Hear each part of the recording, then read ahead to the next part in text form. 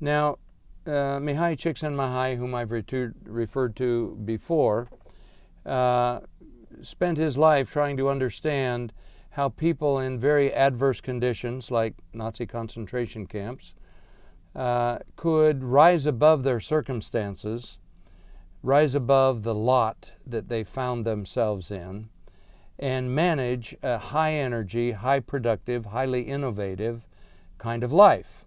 And he described a phenomenon he called flow, in which time warps, time seems to speed up. That is, you start a project at noon and all of a sudden it's 2 a.m. Or things are happening very rapidly and time slows down so that you're able to apprehend what's happening around you as if it were occurring in slow motion. You lose a sense of self, so the fear of rejection that we talked about and living outside in evaporates. You focus intensely on the activity at hand, and you perform at your absolute best. And yet, ironically, it's not difficult. It's as if this performance just flows out of you almost effortlessly.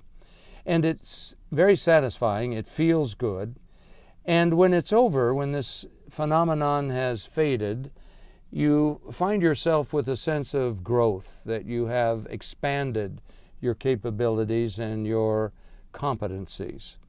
So I wonder how many of you have ever experienced this phenomenon of flow, where time warps, you lose a sense of self, you have intense focus on the activity, you perform at your best, it seems effortless, it feels good, and yet you're growing. In my experience, when I ask around the world, everybody in the room has felt this sometime, somewhere. So would you take a moment now, pause the program, take a moment now and write down 1 or 2 or 3 occasions, specific time, place, event.